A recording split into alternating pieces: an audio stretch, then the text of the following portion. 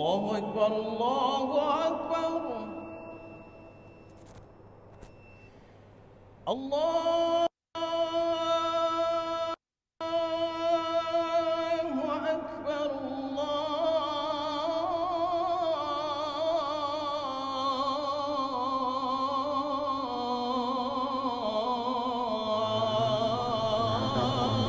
umat Islam. Intinya bahwa agama kita adalah agama yang agung, yang istimewa, rahmatan lil alamin, dan bermacam-macam istilah lain. Seperti Islam adalah agama yang kafah, lengkap, tidak ada cacat dan sebagainya. Yang menjadi permasalahan, kenapa kondisi kita tidak merasakan, menikmati keindahan daripada hukum Islam itu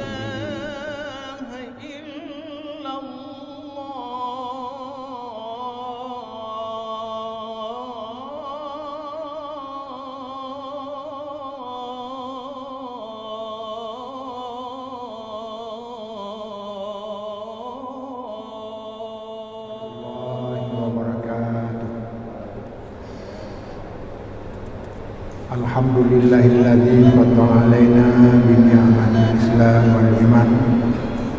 Wassalatu wassalamu ala sayyidina Muhammadin wa ala alihi wa sahbihi wa ahli ihsan. Ayuhal ikhwan, ittaqullaha fi sirri wal alan wa ala alihi zaman. Jamaah salat maghrib yang dirahmati Allah, pada malam hari ini kita melanjutkan pengajian kita dari malam Rabu yang lalu, yang kita sudah mulai mengangkat permasalahan-permasalahan terhadap kondisi umat Islam. Intinya bahwa agama kita adalah agama yang agung, yang istimewa, rahmatan lil alamin, dan bermacam-macam istilah lain. Seperti Islam adalah agama yang kafah, lengkap, tidak ada cacat dan sebagainya. Yang menjadi permasalahan, kenapa kondisi kita tidak merasakan, menikmati keindahan daripada hukum Islam itu sendiri. Bahkan banyak orang membuktikan bahwa orang Islam di mana-mana hampir merata dalam suasana perpecahan, kurang bersatu. Bahkan masing-masing selalu ada saja pertentangan sesama, baik antar negara Islam itu sendiri, demikian pula penduduk Islam pada masing-masing daerah dan tempat. Bahkan tidak terkecuali negeri kita, kampung kita, yang sudah mendeklarasikan bahwa syariat Islam itu adalah sesuatu yang sudah menjadi undang-undang. Bahkan disebutkan umat Islam, ajaran Islam menjadi salah satu sistem hukum nasional di Indonesia, dan tidak ada daerah lain di Indonesia yang diakui syariat Islam itu adalah sama dengan sistem hukum nasional. Apa artinya? Bahwa orang di Aceh sangat leluasa menjalankan syariat Islam dalam bingkai negara Kesatuan Republik Indonesia. Tentu saja dalam pelaksanaannya kita tidak menyimpang dari ketentuan-ketentuan negara kita. Di samping juga kita menjaga dengan sebaik-baiknya keagungan daripada ajaran kita Jamaah yang berbahagia, ketika kita sudah memahami bahwa Aceh sudah diberi keistimewaan yang sehingga disebut bahwa Aceh adalah satu-satunya daerah yang jauh berbeda dengan daerah yang lain. Kami ketika bertugas di Manado, orang itu ingin kenapa Aceh ini mendapat keistimewaan.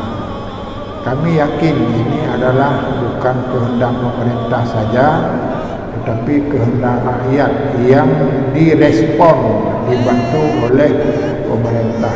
Dengan demikian kita menganggap bahwa di Aceh sudah mendapat peluang untuk membuktikan apa yang kita ceramah selama ini, membuktikan bahwa ajaran Islam itu sangat indah, membuktikan bahwa syariat Islam adalah kebutuhan bukan saja pada masa lalu, bahkan pada zaman modern sekarang ini. Yang menjadi permasalahan sekarang adalah kenapa ketika wewenang sudah ada dan sebagainya, justru umat Islam sendiri ada perbedaan-perbedaan yang merugikan. Perbedaan di sini dimaksudkan ada dalam perbedaan bukan menyebabkan tidak jalannya syariat dengan baik, tetapi perbedaan itu melahirkan sebuah sikap seperti syariat Islam itu tidak perlu. Bahkan kemarin sudah ada upaya supaya bank syariat itu sebaiknya tidak perlu ada lagi. Ini adalah sesuatu karena pengetahuan kita. Karenanya kita bisa mengerti, karena pertama-tama berlaku kita belum mempersiapkan diri dengan baik. Jamaah yang berbahagia, ketika kita pahami lebih jauh, penyebabnya adalah karena kurang memahami tentang syariat Islam itu. Bahkan banyak daerah-daerah yang lebih senang melakukan kebiasaan sendiri, melepaskan diri dari prinsip-prinsip syariat. Maka itulah salah satu penyebab bahwa adat di Aceh juga beragam. Adat satu dengan lain tidak sama. Bahkan kadang-kadang adat yang tidak sejalan dengan syariat. Dengan demikian tetap terjadi perbedaan di antara satu daerah dengan daerah yang lain. Maka karenanya pada malam hari ini cobalah kita meletakkan adat kebiasaan ini tidak bertentangan dengan prinsip syariat, karena didukung oleh beberapa kaidah, beberapa prinsip daripada ajaran kita ini, bahwa adat dikuatkan, al-adatu muhakkamatun. Jadi adat dikuatkan menjadi hukum. Yang kedua, al-masyrutu urfan kal masyruti syara'an. Kalau kalau ma'ruf, kalau kebiasaan sudah benar-benar dilakukan oleh masyarakat kebiasaannya, maka kebiasaan yang baik itu menjadi syarat tentang di dalam syariat. Misalnya masalah nafkah, berapa nafkah yang harus diberikan oleh seorang suami dan sebagainya. Banyak sekali hal-hal yang memang adat kita sudah sangat mendukung berjalannya syariat. Karenanya adat-adat yang ada ini boleh dilanjutkan. Hanya saja pada malam hari ini kita ingin mencoba adat bagaimana. Apakah semua kebiasaan itu adalah harus harus didukung? Ini kapan bisa menjadi kuat? Karena tadi disebutkan adat menjadi sumber hukum. Dan ini sudah digariskan dan juga sudah banyak kanun-kanun yang lahir tentang memposisikan adat yang perlu diperhatikan. Pertama-tama baiklah kita melihat dulu definisi daripada adat. Ma ya'taddul nasu zu tibai salimah min ahli katratil islami bi syartin la yukhalifu nafsan syar'iyyah. Kebiasaan-kebiasaan masyarakat yang didasarkan pada pikiran-pikiran yang sehat, pikiran-pikiran yang rasio, pikiran-pikiran yang baik dari penduduk orang Islam dengan ketentuan tidak bertentangan dengan syarak. Jadi adat yang diterjemahkan oleh para ulama adalah adat yang baik-baik, adat yang memang diterima oleh akal sehat, kebiasaan-kebiasaan yang baik diterima oleh akal sehat dan dalam masyarakat Islam, serta tidak ada unsur-unsur yang bertentangan dengan syariat. Itulah adat. Jadi dengan demikian tidak perlu dipertentangkan adat dengan yang lainnya, harus saling mendukung. Bahkan kalau adatnya sudah baik, itu sudah sangat menunjang kepentingan masyarakat itu sendiri. Hanya saja yang perlu dipisahkan jamaah yang berbahagia, apalagi ada istilah dalam hubungan dengan adat itu. Apa istilahnya? Kearifan lokal. Kearifan lokal, maka kearifan lokal ada prinsip harus diperhatikan. Maka apakah semua kearifan lokal harus diperhatikan? Apakah yang kearifan lokal ini yang sudah menjadi adat, atau kearifan lokal yang lahir pada zaman tertentu untuk kepentingan tertentu? Jadi dengan demikian bisa disimpulkan kearifan lokal itu berlaku pada sifatnya umum, bukan masalah hubungan dengan syariat. Kalau hubungan dengan syariat, maka harus sesuai dengan nas syariat, karena syaratnya la yukhalifu nasan syar'iyyan, tidak bertentangan dengan nas syariat. Jamaah yang berbahagia, maka dengan demikian bisalah kita pilih dan kita pilah adat-adat yang adat itu perlu dipertahankan dan mendukung semua kebutuhan-kebutuhan kita selama tidak menyimpang dengan syariat. Maka kadang-kadang kalau tidak dibatasi dengan ini, apalagi di Aceh sekarang ada saja permasalahan-permasalahan yang bertentangan dengan syariat. Bahkan yang lebih aneh lagi, tidak pernah orang mengkaji, memeriksa yang sudah berlaku itulah yang terbaik. Bahkan ada pepatah Aceh, menyemati mupajirat, menyemati urang mupajirat, menyemati adat Pak Tamita. Jadi Pak Tamita menyemati adat Pak Tamita. Adat tu yang mati payah Tamita. Ada adat yang memang sesuai dengan yang telah digariskan dalam sejarah kita, adat-adat yang menunjang pelaksanaan syariat. Bahkan ada istilahnya adat bak turhum hukum bak syah kuala. Intinya bahawa hukum bak syah kuala, kalau adat dia takung, adat dia takih. Jadi intinya adat dia dirubah-rubah sesuai dengan kebutuhan, tapi hukum adat lagi puri. Adat lagi puri hukum. Intinya kedua di bahasa Aceh ya. Intinya bahawa adat dia takih. Agar lagi hukum hanya takih. Jadi pakai hukum tetap, adat boleh saja berubah-ubah sesuai dengan kebutuhan di lapangan.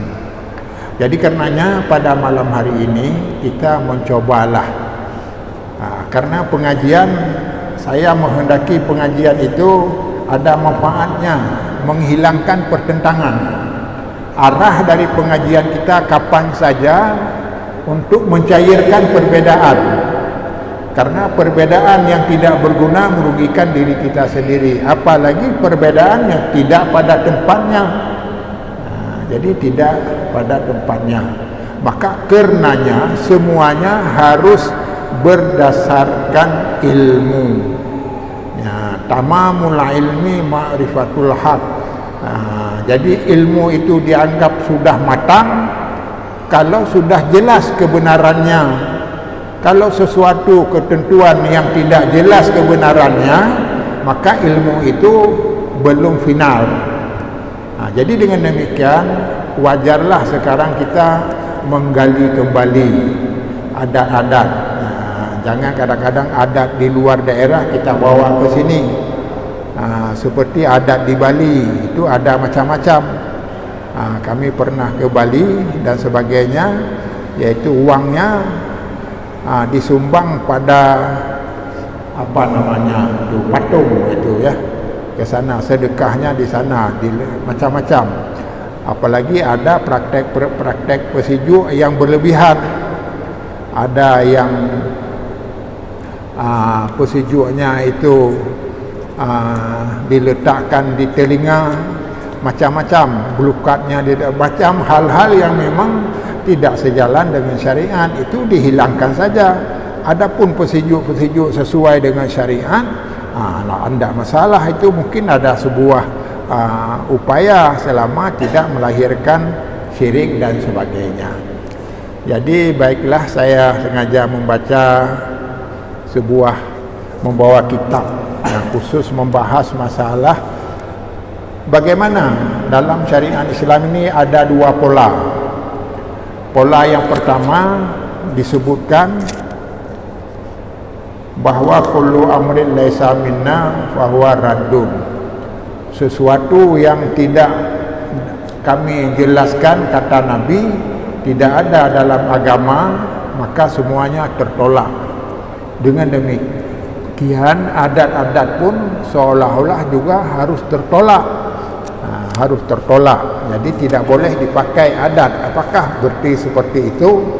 Inilah saya baca yang memang khusus kitab ini, Insafu Fima Asiri Haulihil Khilaf, yaitu tentang keadilan dalam hubungan perbedaan pendapat. Ya, ini di sini disebutkan. Baiklah, kita lihat. Karena tebal sekali, bahkan kitab ini sehingga sudah saya pilah-pilah sampai 3 jilid. Ini 1 jilid besar. Jadi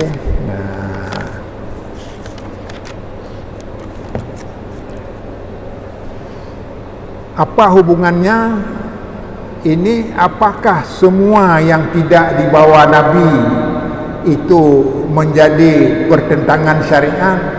Apalagi ada sekarang disebut yang bertentangan dengan praktek Nabi adalah bid'ah. Apakah seperti itu? Jadi dengan demikian cara mempelajarinya, kita tidak boleh emosi dulu. Harus kita melihat permasalahannya. Jadi diantaranya adalah ada sesuatu yang tidak dilakukan Nabi. Apakah dengan tidak dilakukan Nabi itu sudah menjadi bid'ah? Apakah sudah dilarang? Maka disebut dalam kitab judul ini at-tarku la yufidu tahrim syai'. Yang dilupakan, yang ditinggalkan oleh Nabi, tidak dikerjakan Nabi, tidak menghasilkan hukumnya haram. Tidak menghasilkan hukumnya haram. Kenapa? Karena risalah daripada Nabi husnul fahmi. Jadi sesuatu pemahaman yang baik, ya, walaupun tidak dilakukan oleh Nabi, tapi pemahamannya diakui baik. Wadarku wadarkul masalah at-tarku. Jadi untuk tafahumi wa darki fi'li masalati tarki, artinya membahas tentang pemahaman yang tidak dilakukan Nabi. Apakah menjadi dilarang? Nah, ini secara umum saja dilarang, karena di dalam penjelasan wal matruku yaqtadi tahrimahu au kirahatah, mungkin yang tidak dilakukan oleh Nabi menghendaki arahnya kepada haram atau makruh. Jadi di sini sudah diterangkan wal haqqu anna tarka wahdahu illam yusahibuhu nasun ala annal matruka mahdurun wa muharramun la yakunu hujjatan fil man'i wat tahrim, bal hayatuhu ifadatu anna tarka dzalikal fi'lun aw qaulun masyru'un jaizun. Artinya suatu yang pasti, yang benar, bahwa sesuatu yang tidak dilakukan Nabi, tarku, ditinggalkan oleh Nabi atau dilupakan, dan tidak ada nas syara', maka al-matruk yang seperti itu apakah haram dan dilarang, la yakunu hujatan fi man'i wa tahrim, tidak menjadi dalil kepada yang ditinggal itu diharamkan. Misalnya banyak hal-hal yang tidak dilakukan Nabi tapi sudah terjadi sekarang. Jadi bagaimana? Apakah hukumnya haram? Tidak. Bahkan au qaulun masyru'un jaizun, bahkan pendapat-pendapat itu boleh-boleh saja. Boleh saja dia akan haram dan boleh saja dia akan dibenarkan. Dibenarkan. Maka dengan demikian jamaah yang berbahagia, dalam kaitan dengan ketentuan ini ada sebuah pemilah. Pemilah mana yang sesuatu itu yang tidak dilakukan Nabi tapi tidak hukum haram. Maka di sini diuraikan beberapa pendapat. Kenapa Nabi meninggalkannya? Wa daliluhana ala qaidatin mayati anna tahrima la budda fihi min urudi ahadi hadhil umur. Sesungguhnya sesuatu yang diharamkan tidak lepas dari adanya alasan-alasan yang seperti ini, hadhil umur seperti ini. Amman nahyu aw lafdhu tahrim wa dhammul fi'li aw ta'udu alaihi bil ikab aw dukhuli tahta qa'idah syar'iyyatin. Jadi saya baca kesimpulan saja. Satu di antaranya adalah wama atakumur rasulu faquduhu wama nahakum anhu fantahu. Sesuatu yang telah aku perintahkan, yang telah diperintahkan oleh Rasul, ambil saja, dan apa yang dilarang tinggalkan. Jadi nas ini menerangkan bahwa yang disuruh tinggalkan yang sudah dilarang, yang tidak dilarang belum tentu. Bisa saja boleh, bisa saja boleh. Walam yakul wama tudrikuhu wama tarkuhu fantahu, apa yang ditinggalkan itu dilarang. Tidak, yang tidak dikerjakan oleh Nabi bukanlah dilarang. Fatarku la yufidu tahrim, karenanya sesuatu yang tidak dilakukan Nabi tidaklah hukum berfaedah kepada haram. Ma nahaitukum anhu fajtanibuh wa ma amartukum bihi faf'alu minhu mastata'tum. Fa innama ahlakal ladzi min qablikum kasratu masailihim wa ikhtilafuhum ala anbiya'ihim. Artinya apa yang sudah kami larang, jauhkanlah. Apa yang sudah diperintahkan, kerjakanlah menurut kemampuan. Maka kehancuran negeri sebelum ini karenanya banyak problem, banyak masalah, banyak perbedaan mereka dalam hal memahami ini. Jadi dengan demikian jamaah yang berbahagia, bagaimana kita bisa mendalilkan sesuatu yang tidak dilakukan Nabi adalah hukumnya haram? Kenapa kenyataannya sekarang juga banyak sekali hal-hal yang tidak pernah terjadi pada masa Nabi sudah terjadi sekarang? Maka apakah semua yang terjadi sekarang yang tidak pada Nabi itu haram? Inilah dijelaskan oleh penjelasan ulama ini.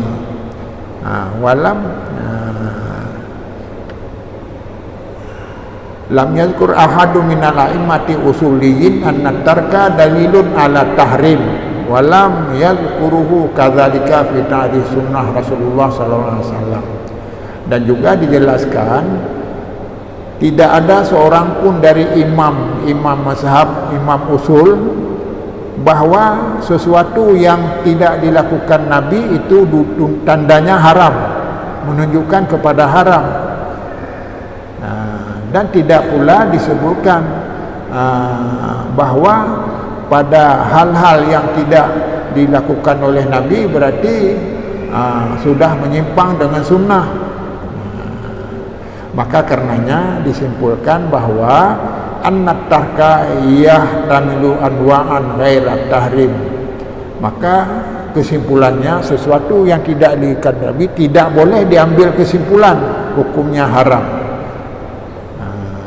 dan ini sebagainya. Maka karenanya jamaah yang berbahagia, dalam lanjutan pembahasan ini bagus ini. Jadi memang banyak sekali. Jadi kalau kita terangkan tidak cukup. Kemudian anwa' tarki. Jadi jenis-jenis yang tidak dilakukan Nabi. Iza tarakan nabiyyu syai'an fayahtamilu wujuhan ghaira tahrim. Sesuatu yang tidak dilakukan oleh Nabi, ditinggalkan oleh Nabi, maka kemungkinan beberapa wujuh, beberapa bidang, beberapa hal ghairat tahrim, yang bukan haram. Artinya sesuatu yang ditinggalkan oleh Nabi tidak menunjukkan kepada haram. Ini dalil-dalilnya. Contohnya, satu, ayakuna tarqum adatan faqad quddima ilaihi dabbun masyuyun wa madda yadahu liyakula minhu. Ini saya simpulkan artinya saja, yaitu Nabi pernah meninggalkan pada sebuah tradisi, yaitu tentang dihidangkan dabbun masyuyun. Dabbun ini lun hanam fung si kan semacam murua, tapi kan murua dabbun kok bun. Ya, Pak Yusuf yang fung kok bun yang ijak ini kan apa?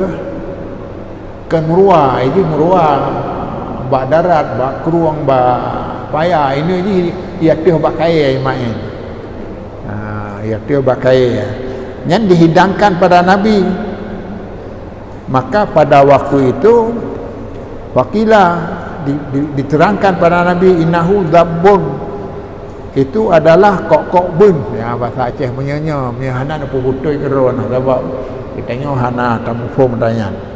Wa amsaka anhu, maka Nabi tidak menahan, tidak mengambilnya.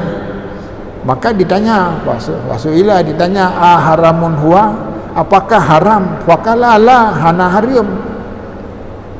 Walakin lam yakun bi ardi qaumi, tapi lun hana biasa pajuh kok bun. Ya, jadi Nabi hana pajuh kok bunyan yang menyanyikan apa betul keron. Yang penting kok bunyan adalah sebuah binatang semacam lagi bentuk merua, tapi dibolehkan dalam Islam makan. Jadi tu mati di lamno walaupun kagak terangkan hanam fong mati buat roji hanam fong pula kok bunyan. Tapi yang jelas drone mufum di tengah-tengah masyarakat dengan situasi yang lainnya.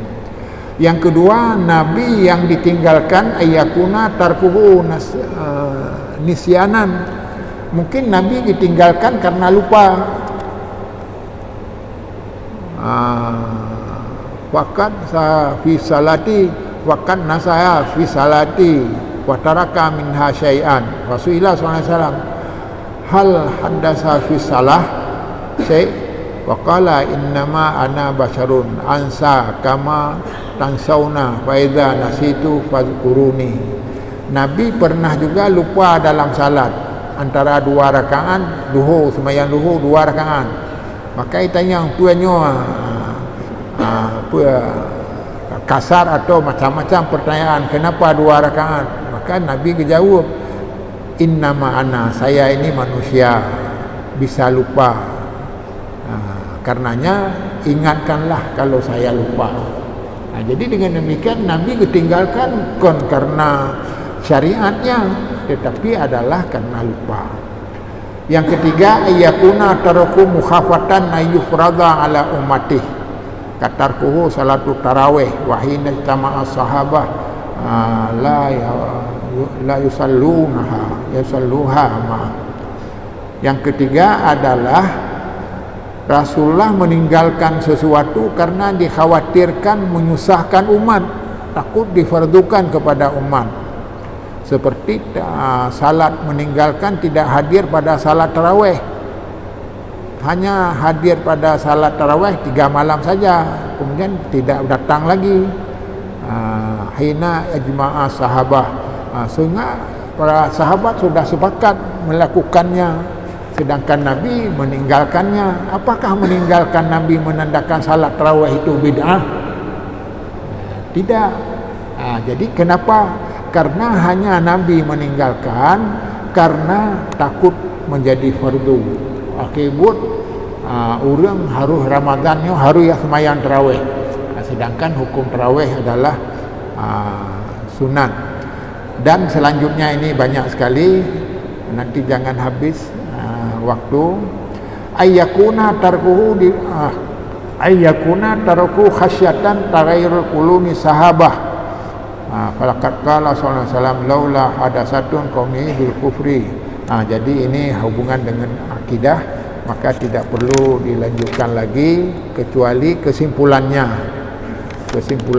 bahwa sesuatu at-tarku yang tidak dilakukan oleh Nabi bukanlah bid'ah. Dengan demikian inilah salah satu menyelesaikan masalah perbedaan di tengah-tengah masyarakat. Pertama, apa? Kita harus mengkaji sesuatu itu apakah ada nas. Kalau ada nas jangan diputar-putar, tidak ada. Jadi kalau nasnya ada berarti ada. Seperti orang sekarang tidak senang menyebut bid'ah. Tidak senang menyebut bid'ah karena sering orang mengaku bid'ah adalah satu pihak saja. Tapi memang bid'ah itu ada, bahkan bahayanya besar. Hanya tidak semua harus digolongkan bid'ah kalau tidak dilakukan oleh Nabi. Jadi dengan demikian jelaslah pemilahan bidang ini akan melahirkan persamaan pikiran. Jadi dengan demikian kalau ada besok berbeda-beda pendapat, belajarlah. Maka disebutkan di dalam kitab lain, saya sudah membacanya, apa yang di sini disebutkan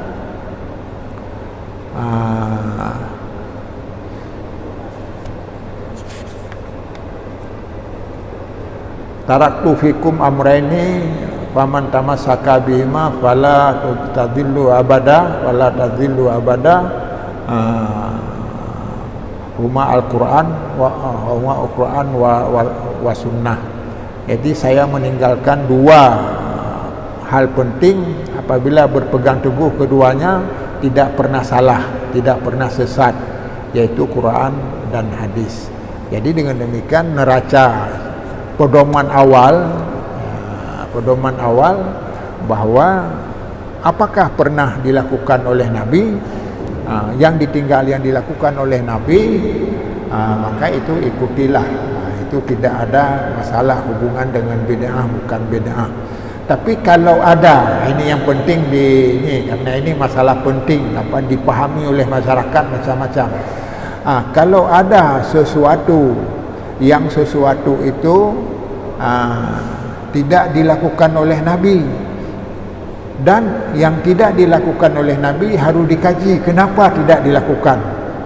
Kalau alasan seperti itu, apakah lupa Nabi ataupun Nabi tidak melakukan karena memberatkan, dan yang ketiga adalah karena lupa dan sebagainya, maka hal ini tidaklah disebut dengan Nabi meninggalkan sunnah, ataupun kita menganggap bahwa itu adalah bid'ah dan sebagainya. Jadi dengan demikian, jamaah yang berbahagia, penjelasan singkat ini kami angkat karena permasalahan di negara kita, termasuk di Aceh, dan lebih-lebih kalau di Jawa. Saya melihat itu pendapat orang tajam-tajam sekali ya, mudah sekali orang mengkafirkan orang lain. Nah, ini apa maknanya? Bahkan ini ada akibat. Kalau kita mengkafirkan orang lain, bisa kembali menjadi kafir kepada kita sendiri. Nanti akan diuraikan solusi dalam menyikapi ini. Kami mengangkat ini dalam rangka menghindari pertentangan yang tidak beralasan. Seperti ini, sehingga orang yang sebelah menyatakan ini bid'ah tidak perlu diikuti, orang yang lain ini adalah sunnah yang harus dijalankan. Akhirnya tidak pernah selesai, sementara tidak ada masalah sebenarnya. Kenapa tidak ada masalah? Karena sudah ada tempat masing-masing. Wa syai'in fi mahalli, letakkan sesuatu pada tempatnya. Dan satu hal yang penting, ini udah habis waktu. Hal yang penting, saya sengaja mengangkat sesuatu yang berkembang di tengah masyarakat. Tujuannya supaya Bapak bisa protes,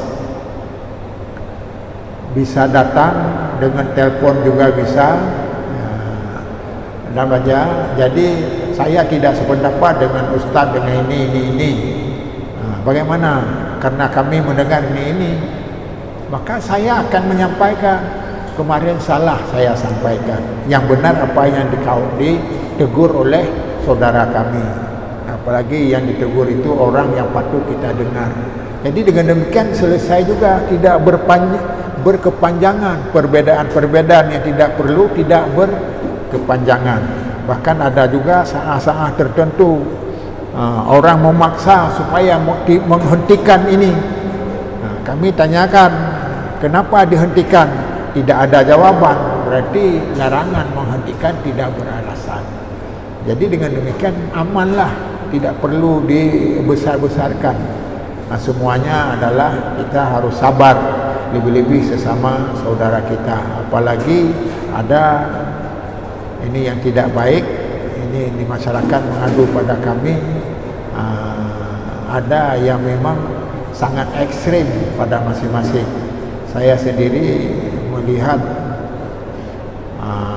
dalam YouTube, sehingga tidak senang mendengar YouTube itu saling caci maki. Tidak zamannya lagi sekarang. Perbanyaklah amal yang baik. Perbanyak amal yang baik sehingga kita mendapat pahala dan mendapat balasan yang baik pula. Dan kalau ada kekeliruan, maka inilah disebut di dalam penjelasan para ulama, tamamul ilmi ma'rifatul haq. Ilmu itu dianggap sudah sempurna kalau kita sudah kembali kepada kebenaran. Kebenaran mana? Al-haqqu min kitabih. Jadi kebenaran itu sudah ditulis dalam kitab-kitab. Jadi ikut saja isi kitab. Ikut saja isi kitab. Ada ini Bapak jadi harus mencatatlah. Bahkan saya pernah di pertemuan Majelis Ulama ketika menyatakan kita harus semuanya kembali pada mazhab Syafi'i. Bagus, dan memang tidak mungkin kita melakukan sesuatu yang tidak pernah belajar. Yang lagi kamu pesantren dari Ubud, dari SD kada tamang pesantren, kita kamu budaya, cara-cara yang kita lakukan.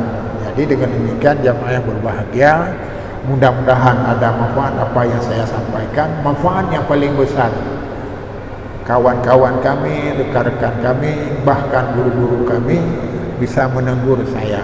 Saya ini hamba Allah, ingin mencari kebenaran, dan kebenaran itu tidak basa-basi, karena zamannya menurut musim nyo hana watele je pakai banci menurut kebenaran. Monya benar adanya, untuk apa tidak perlu dirubah. Nana katanya membawa pendapat yang salah kepada umat yang lain. Demikian banyak pun lagi baru 10 minit dipegah awal lupiu. Pernah lupiu ni karena jam belum memang 10 minit lupu cepat supaya baik mengganggu tugas ya. Jadi waktu itu 10 minit. Nah, tapi jatah 10 minit ini adalah waktu-waktu berjaga-jaga. Wabillahi taufiq wal hidayah. Assalamualaikum warahmatullahi wabarakatuh.